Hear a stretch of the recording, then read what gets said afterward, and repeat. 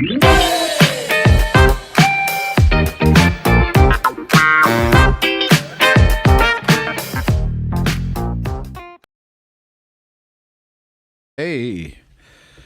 good afternoon. Good afternoon. Welcome to EMIY TV. I am your host, Calvin Mann. I'm currently in here. Heather's in traffic, and Dave is working his way in. Today's conversation is going to be one for which a lot of you may not get. Some of you might. So today's conversation is covet versus commit. Covet is yearn to possess or have something, right? A lot of us, some people call that stalking. Some people also will most definitely can catch a case from covet, and it's something that we generally don't think about. We don't understand the word covet.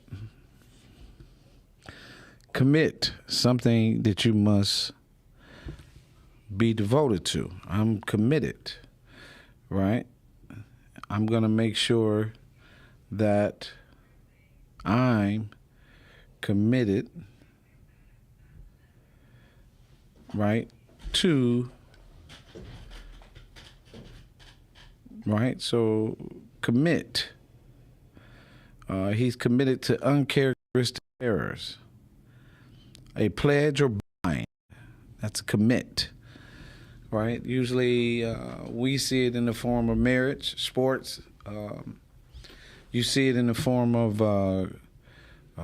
fraternities, sororities, right? And so today's conversation would be around covet or commit, right? This topic came up because there are currently in the United States a number of stalking cases. We have a number of children missing. We have the whole dynamic around human trafficking. I understand Dave is in the building. What's up, Dave? Hey. So we're talking about covet and commit. I gave the definitions, and to be honest with you, I'm more on the commit side. I think it's just important. And again, earlier today we was talking about marriage and things like that, and what it takes to be in a marriage, and how marriage is such a spiritual thing, more than it is that paperwork. The paperwork is a legal understanding. The spiritual part is God's understanding. And a lot of times we miss the whole side of things. But covet, Dave, the word covet means to yearn for something, right? And I was saying how covet, those things are the things that it allows you to catch a case or two. So how are you doing today, brother? Pretty good. Yeah. Man. Go It's ahead. interesting, two terms you're using, and both can be utilized in an appropriate way or inappropriate way. Just depends on the matter of who agree of what covenant or what commitment they're going to display and openly discuss. And in most cases, there's more an assumption than an actual clear definition of what these terms mean. So it becomes very confusing as the relationship progresses forward, whatever the relationship may be. The covenant can be an agreement, a legal term, it can be a deed, it can be many things, and a commitment can be as you make these commitments legally. The commitment, what are you willing to dedicate to? As I often say when I joined my church, coming from the Army, the concept was what are you willing to die for? Now, that doesn't necessarily mean a physical death, but it definitely means that you're willing to commit fully. And that's where the confusion comes in because most people will not sit down and discuss fully what this commitment means. Yeah, and that falls into the line of many things, like you said, right? Because right now we have, and we've been living with a high volume of commit murder, right? We've been living in the high volume of coveting vehicles, even in poverty, right? And so I think the general idea with this conversation is really to get some examples. And I got to tell you, it's funny, because it's always a story, right, Dave? It's always a story because we got stories. We got a lot of stories. Mm-hmm. We done been through a lot. Right. Right. So we got stories. So I remember, being a young man, getting my first house. Here I am, 24. Got a son, right? And I remember being coveted by this woman, stalked. I mean, I had no idea that the plan was so intricate that they pretended that the person that they were with was beating them just to get right close to me. Here I come with the hero complex, and I'm gonna save you. Like somebody beating you, right? And it was like, yeah, it was all a game to get to me and the seed. That is the one, right? It got so bad that I had to get a restraining order. One day I came outside of the house, Dave, and it was bottles broken all in my driveway in the car. Another time I come out, I was dribbling the basketball. My brother was in the house, thank God, and she almost hit me with the car. And so I didn't quite understand what that whole dynamic was all about until I started getting older and understanding. Right, and so that was somebody who had covered me, and I think the covet, stalk, yearns, they all line up. But that story is an incredible revelation, me revealing a part of me in the story. But I had that, right? I had a stalker, right? And it was pretty intense, right? Being coveted is not a cute thing in relationships. You gotta look over your shoulder, right? You can almost sense a person is getting close. Either it be a car, because this is what you experience, and you like, wow, like you never thought this would be you, but psychologically, you are completely under siege. So because you have all of these incidents, you are looking at a stalking situation that can tap into your areas of defense, right? So you like, whoa, what is this all about, right? And so that's a whole dynamic. It's a story. That's my example of being coveted, right? And it's really interesting to be, like I said, to be in that position. I can imagine what domestic violence has done to women and people, right? I can imagine. You okay? Okay. All right. I can imagine that these things are happening to people every day.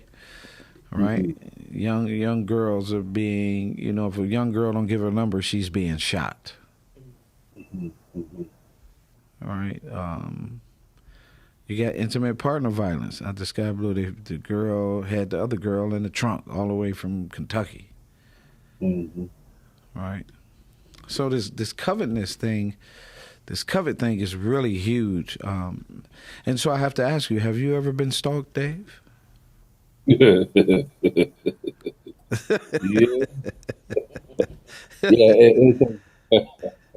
it's a very, very very scary experience. I had it twice. And, one was so over the top that it was like watching a bad horror movie. And so I know when someone has such a strong desire to take over your life and have you in their life, but they're really trying to control your life. It becomes so overbearing that you live in this intense fear, and that fear dominates how you operate in the rest of the day. So to have someone with that strong desire that has lost control and balance, yeah, I don't wish that on nobody. They're going to be terrifying. Yeah, yeah, it really is, right? Now, and understanding that, the biblical term, how is that defined from the biblical perspective? It's the same way, isn't it?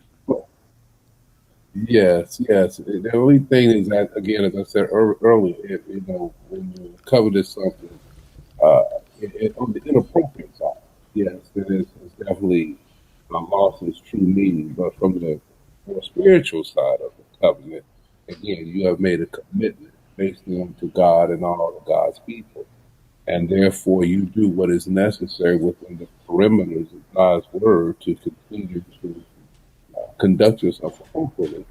That you have made a legal agreement to say that I am committed. When I say legal, not by the man's term of legal, but the spiritual term of legal, that you are committed to fulfill your destiny with God, and you do not get caught up in the lustful side of a covenant, such as David with Uriah's wife. Yeah, that's a completely different process, having a wife. And that goes to the commit piece, because I have one. And it's, being able to commit is, that today's commit it could be tough.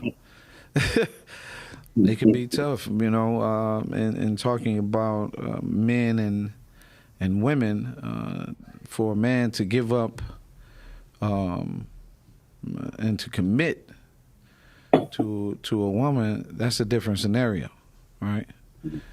And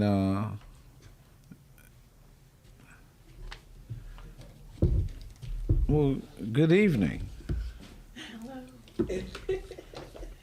Right.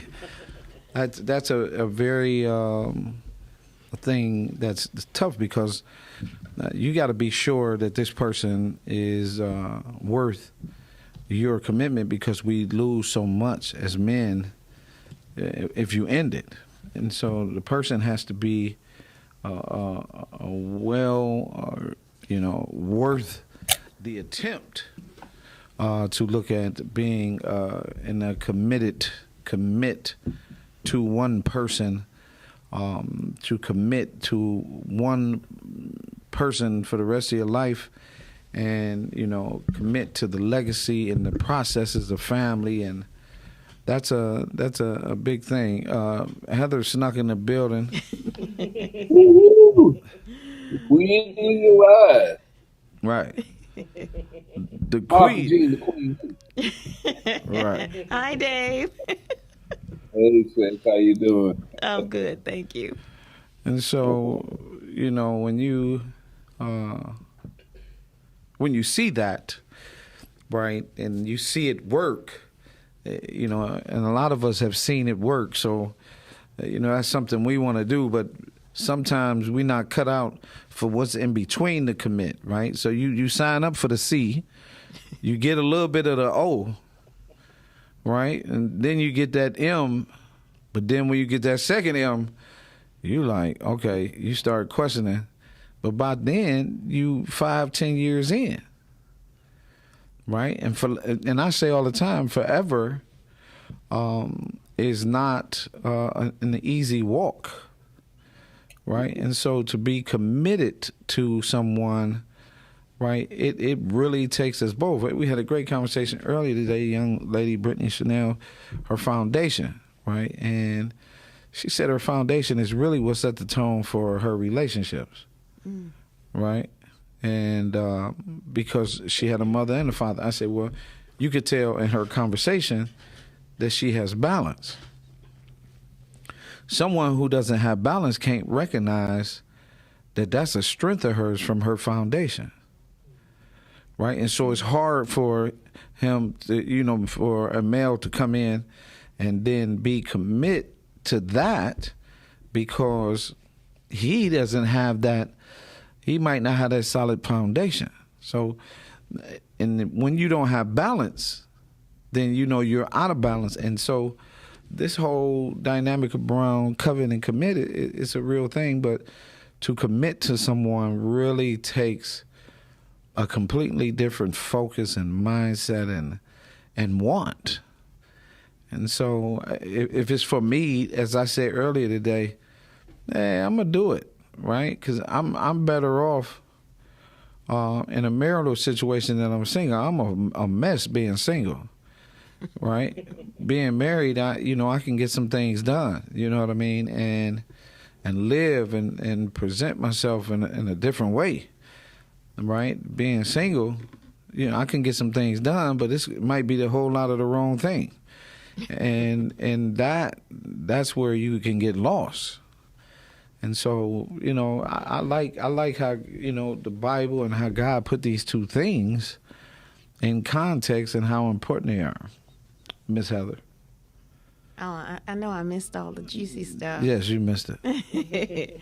But, I just want to make sure that, in the conversation and in the perspective about coveting and not to say that as having a covenant. I just want to make sure that's understood that that's not what we're talking about. We're talking about to covet.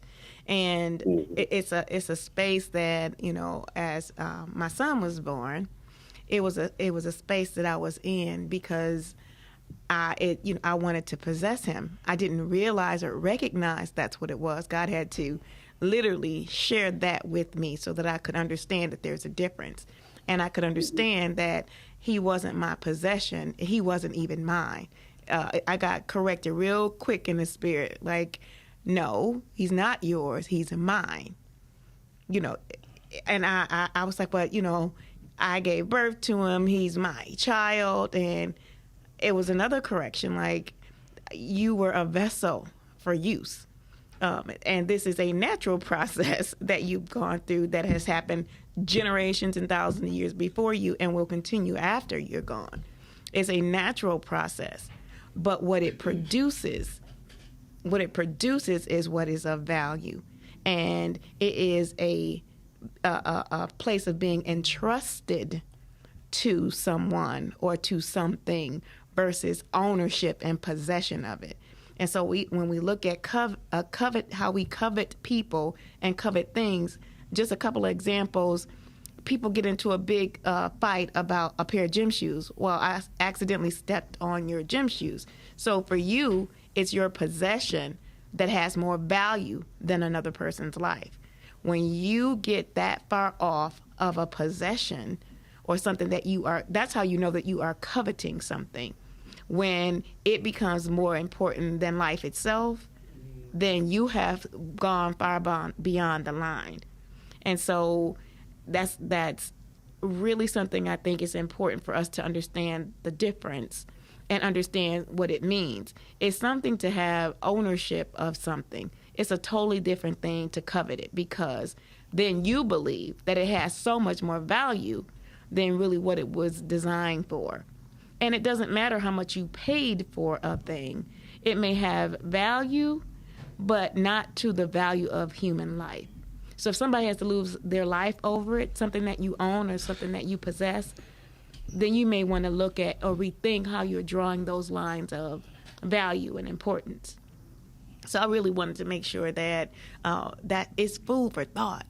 You look at our kids right now, and it's their video games. It's their cell phones. It seems to have more value because they covet that thing. It has more value than the life of the parents or the respect of the parents or investment of your time. Time, and Dave, you say this all the time, you can never get time back. Once it's spent, it's gone. And so a young person, and not necessarily a young person, it's not only limited to young people, but we have to be able to teach our children the difference. But we have to recognize that ourselves. So we know that there are a lot of things because we have said to the child, I'm giving you this, or you got it as a gift or as a present, and it was something that you really wanted and you really valued. But we can't allow them to think that this thing has more value than their own life or somebody else's.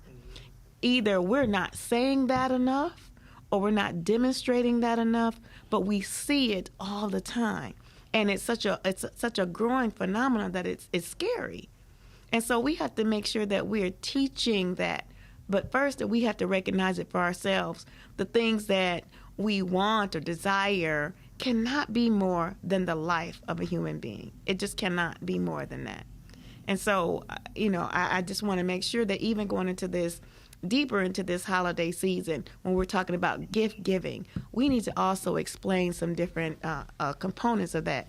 You're being entrusted with something, or you being gifted with something. It does have meaning, but look at the difference between that meaning or purpose and the value that it has, and making sure that as you're gift giving and you are also receiving, that we keep that thought in mind, that it cannot be more valuable than your time or human life. Well, that's the currency, right? Time is the currency. I think we need to understand. It's mom, dad. You can make all the money in the world, but you just can't make up time. Absolutely. Right? It's the currency. It is our greatest asset and currency is our time. So we cannot be lackadaisical. But when we're talking about these things, and like you were given the example of phones and things like that, these are now not covers. These are addictions. These things are different, right? When the young man decided to shoot his mom for a game at 10, this was already in his heart. He had already been taught through the game how to use a gun. You see what I'm saying? We swear up and down that this is not happening. So him wanting to get on this this mechanism, this addictive thing, right? The media kind of got us all. I mean, we sitting here on the podcast. We got phones in our hand, right? We're being swayed and conditioned one way or the other. When you have a weak mind, you fall for many, many things. And so you got to be really conscious not to put yourself in these situations, because then you will end up coveting, right? And you will end up in committing something, a murder, or you know what I mean? It won't be a relationship. You will end up doing certain things. This kid was 10 years old, right? And there was a group of young men in another city. Two of the young men that was involved, right? The father, there's 4 young men. The father took the game, put it in a room. They distracted the father, right? He come out the room. They killed their own daddy. 2 of the 4 guys that was involved was boys, his sons, which in turn, now they all locked up forever. The father's gone, right? Why? Addicted to the game. So coveting something can lead into an addiction. Me and Dave had already talked about being stalked, right? Coveting something can lead to some things that have a harsher degree of problems, a harsher degree of action, and it could be very, very detrimental as we see to the community and to the homes and to the lives, because that time, right, that took them kids maybe 3 minutes, 4 minutes to execute that. You ain't getting that back, you see? So we got to do a better job of understanding, because we bring everything back to how important this is in family. So, Dave, how can we address this issue? What's a good way of teaching families, because this is what we do, teaching families and people how not to be in this area of coveting? Well, I think as both of you were talking, the scripture tells us out of Luke 12:48, too much is given, much is required. Mm. And unfortunately, we don't teach a whole lot about being accountable and responsible for everything that is placed within our path. And especially even as Heather came in talking about her child, we have a very distorted way of looking at things when it comes down to what is given to us. Everything that we have is technically, as she said earlier, is God. And then we're held accountable, responsible to do what is appropriate of that which was given. So when we find ourselves in those positions of covenant, we lost focus of the initial meaning is desire. But when the desire moves into possession or control, we lose focus. So if a child is given a video game, the parent take time to be responsible enough to see what the perimeters of that game is all about. What is that game all about? Is it about killing people? Is it about stealing from people? Is it about possessing people? Is it about disrespecting? What is that about? So we do things without taking full responsibility and being held accountable to that which we're doing.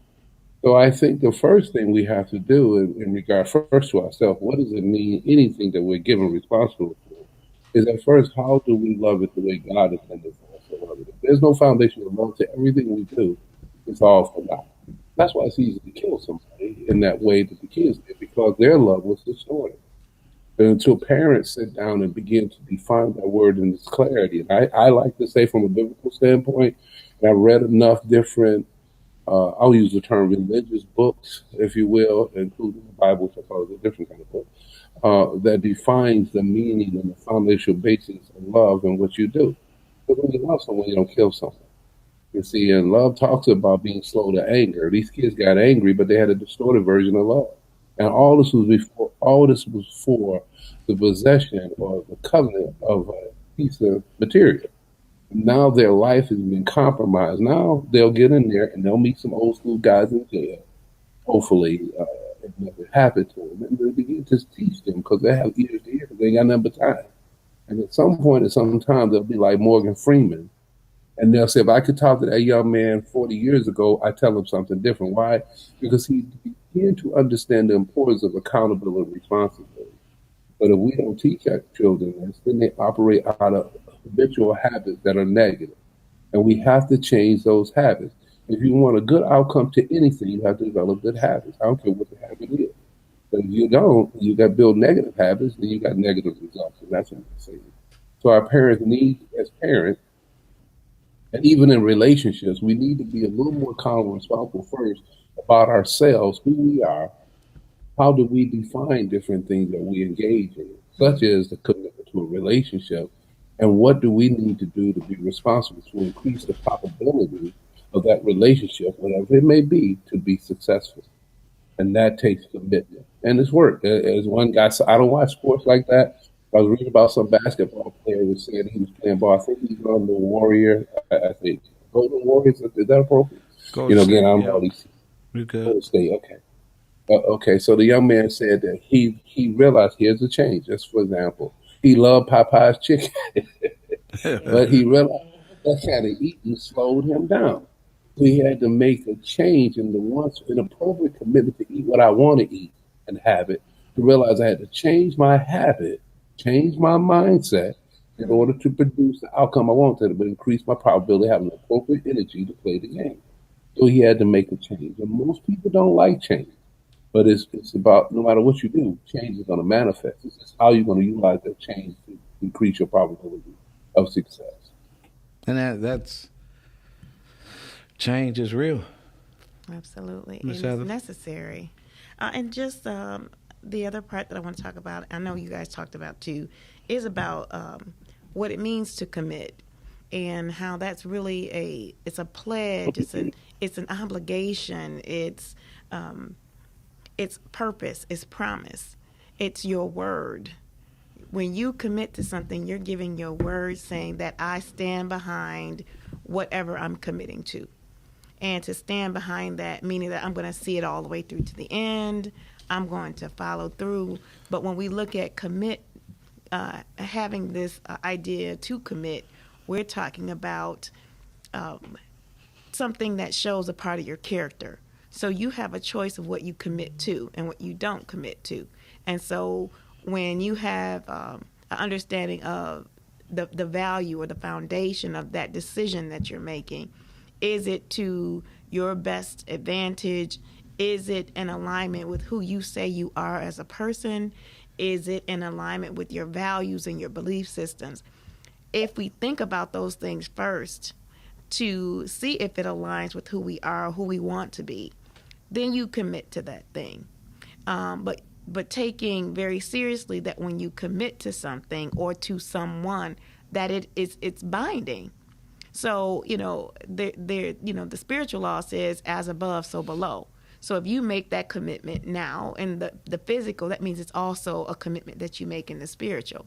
And so there are repercussions to breaking those commitments or those promises. And so we have to be very careful and very mindful when we say we commit to something, that you follow it through, because it's an indication of your character. And when you look and think about character and value, you're talking about things that are taught. Those are not things that we have naturally as human beings. We're not born with the value or the commitment. We're born with an open book to rewrite that script, to write that script. And so we have to recognize, one, that it's going to change over time, because when you have a child's mind and you think about things that you're committed to, it's different when you become an adult. You guys talked a lot about responsibility and accountability, but that level of commitment is a virtue, and virtue is taught. That means you have to see examples of it. You have to practice it. It has to be present in your life. And that's another area I think that we have room to grow in. We don't have to stay the person that we were yesterday. We can be the person today who keeps their word, that has value and good character, that has a sense of virtue. And again, virtue is something that's taught. It's taught through the foundation of the family. It's taught through the laws. Is taught through all of these different ways and all of these different opportunities for us to grow and build and understand who we are. But the biggest one is your character. What are you made of? What are your values? What do you believe? And if we use that lens to make these choices and these decisions, even when it comes to relationships and marriage, it is something, again, it's something that you have to be taught. You're not naturally a husband and you're not naturally a wife. It is something that you are taught through observation, through your values, through your character, through what has been poured into you. That's what we live out. And so if those values, and especially of a foundation and good character, have not been poured into you, what you commit to, it's gonna become a issue at some point, what you've committed to. Because if you've never seen it done, it's hard to duplicate what you don't know. You can kind of move your way around and learn as you grow. But when you're talking about commitment, there are some basic things that you have to have in terms of character to be able to reach that point. So I want to make sure that as we are moving into this season and into this holiday, if you are making commitments, make sure that it's part of the value of who you are. And it's based on some good foundational beliefs and values, and that your good character can speak to those things that are produced through you. So if you make a commitment to pick up your kids, keep your commitment, because that's going to speak to your character. If even it's something as simple as you have they call it a secret Santa or a name draw. If you commit to being a part of it, then see it all the way through. Follow the guidelines. If you're supposed to get somebody a gift, don't fake the gift. Don't re-gift them something. But actually make the commitment. If you're going to participate, be fully present in that. Be fully present in your relationships. Be fully present with your family. If you commit to attend a family event, then be present. Say, okay, and if you can't stay there the whole distance, then say that ahead of time. Well, I'm likely only going to stay for about an hour or so. Or, I have some other things planned. Keep your commitment and keep your word, because that again, is how people and I don't want to say judge in a negative way, but that's how people gauge who you really are. If you're reliable, if you're dependable, if you're accountable, if you're believable. And enough of those flaws in our character reshape how people see you and think about you. So we want to leave a legacy as we're interacting and engaging with other people, that we are who we say we are, and we know who we are becoming. We are becoming our best. You always have a reset. So today you may be in one mindset, but tomorrow with the right information, the right tools, and your ability to commit to that, you can become the person who you want to be. You don't have to be who you were yesteryear. I wanted to check real fast on something here. We talked about being taught, and we talked about being accountable, responsible, and some of the outcomes of these things are opposed. But Luke, again, 14:26 to 33, I'm going to do the latter part, starting from 28. And he says here, for which of you desire to build a tower does not first sit down and count the cost, whether he has enough to complete it. Otherwise, when he has laid a foundation, is not able to finish, all who see it begins to mock him, saying, this man began a building and was not able to finish it. In most cases, we find ourselves committing to something, but we haven't caught the cost. And a lot of times you say, such as you looking at their parents, they see the outward uh, display of a relationship, and sometimes they don't see the inward. They don't understand the depth. And many people get in a relationship, whatever the relationship may be, because people do not want to lose. They don't have these discussions. So therefore, I always like to use the example of the meaning of love to one another. Most people say, I love you, but they never define it. So then you get up before the preacher and you say, to death do you part. Now, everybody like the for better, but they don't like the worse. And when worse show up, they seem to depart because they didn't count the cost. They didn't sit down and they didn't have the in-depth conversation. What do you mean by you love me? Now, love changes as the relationship changes. What do you mean by we're committed? What does commitment mean? Commitment to me might mean that, hey, I hang out with you 4 days a week, but 3, I'm going to hang out with my boy. Well, if y'all haven't had that discussion, that could become a problem because nobody sat down and talked about the cost. As Calvin brought up not too long ago, the time basically is the real estate, if you will. So we have to really sit down and acknowledge when we're talking about commitment, covenant, relationships, and being taught. What are we being taught? And are we sitting down, especially as adults, to discuss the cost? You see, because there's always everything's a trade-off. I don't care what you do, everything's a trade-off. Have you sat down and counted the cost of your relationships? This is why we see divorce at all-time high.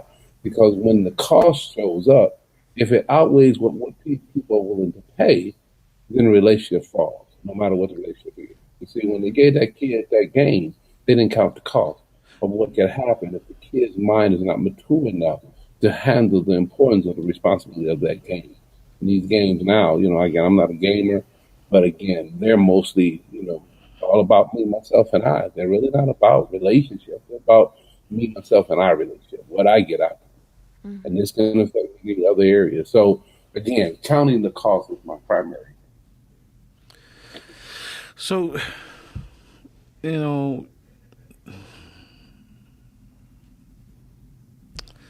I see it across the board from all these, the different perspectives and everything, right? And it keeps bringing me back to the solution, right? It's constantly driving back to the solution. Without these things occur. That's counting the cost. Without this process, this thing will occur. That's counting the cost, right? Without this guidance, these things will cost, right? We're responsible for teaching, right? As you said yourself, right? We're responsible for teaching. The glorious gift that we have in the human being that we have really did a poor job of, the human beings involved. Right now, our parenting is tough. And we rather take the privilege to say that the parenting is tough and toss the kid than to say parenting is tough, put on the armor, and really get through this thing, work through it to make sure the outcome for the kid is good.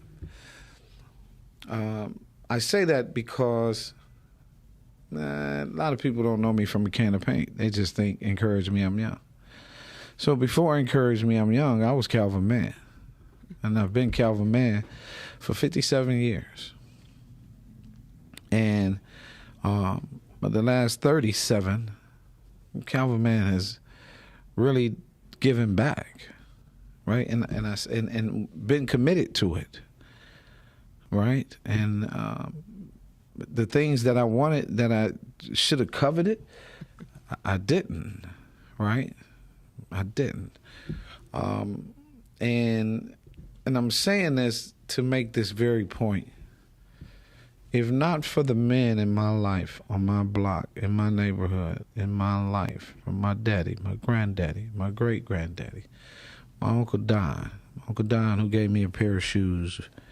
I rocked them till the hole was in. I played my middle school the whole season in the hole in his shoe. And people didn't know, right? My classmates, they know, but people don't think about those things. They forget all of those things. Why? Because I was committed to the team, right? I was committed to being somebody. I really, at one point, was coveting the basketball, all right? I could take that ball and do whatever I wanted to do with it.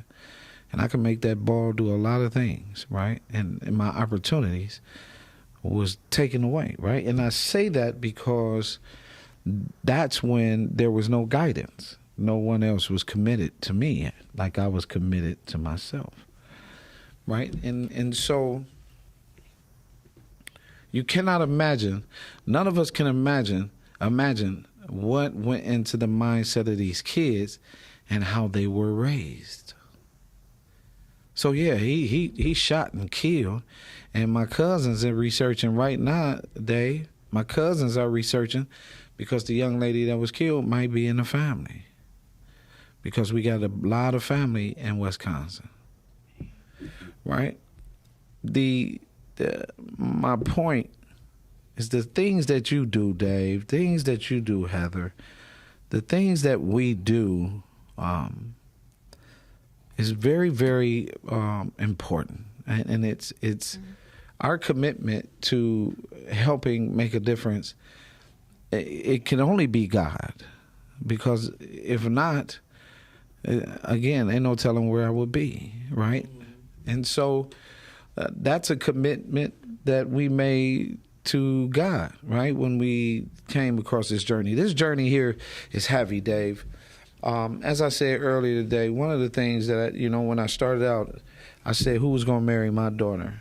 I sat in the car when my daughter had my grandson and she wasn't married. I sat in the car somewhere and cried. I never told nobody that till today.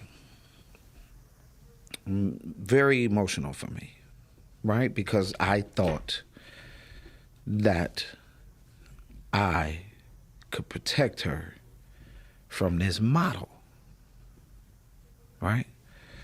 Nah, people don't, well, Cal, you don't talk about this. I don't talk about certain things, right? Because I let them sit, right? Till it's appropriate. Sometimes I let them sit because it's tagged to emotion. And I don't want to always be in an emotional state, because I'm committed to this journey and this purpose and this vision, and I got to get better. I say all that to say we must do a better job at both these things. We must covet better for better things, better results, and we must be committed for better things and better results for the family. We have to get ourselves to a family mindset. And people love to bring their trauma when you mention family, because family has done a lot of damage. And it's up to us. We've been committed. I seen a post earlier today, and it just really set me free. I don't have to do this. And what I'm saying that it set me free, it let me know that, there are a lot of men during COVID, a lot of men died. A lot of men died during COVID. and it was usually men who was giving to the community. When they did the statistics, they found that majority of these men were givers. They were supporters of their families. They were fathers. They were builders.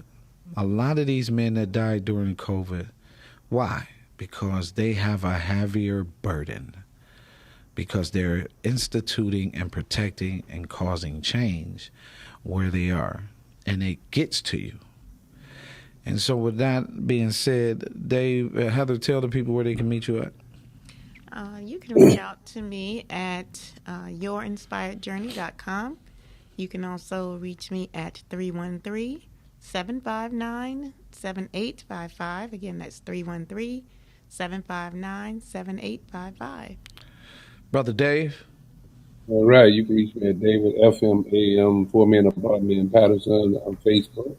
You can reach me at d17@yahoo.com, and you can contact me by phone at 608-343-0875.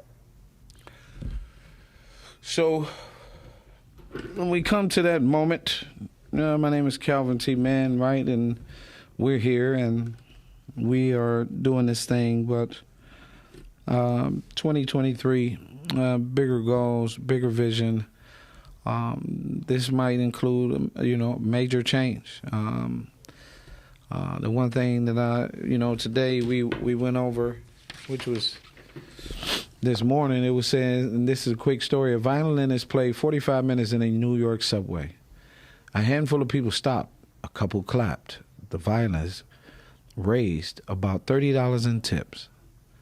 No one knew this, but the violinist was Joshua Bell, one of the best musicians in the world. In that subway, Joshua played one of the most intricate pieces ever written with a violin, worth $3.5 million. 2 days before he played in the subway, Joshua Bell sold out a Boston theater, and the seats averaged about $100. The experiment proved that the extraordinary in an ordinary environment does not shine. It is so often overlooked and undervalued. There are brilliantly talented people everywhere who aren't receiving the recognition and the reward they deserve. But once they arm themselves with value and confidence and remove themselves from an environment that isn't serving them, they thrive and grow. Your gut is telling you something. Listen to it. If it's telling you where you are isn't enough, go where you are appreciated and valued. Know your worth. My name is Calvin T. Mann, president and founder of Encourage Me, I'm Young. This has been EMIY. God bless you and encourage me. I'm young. Peace.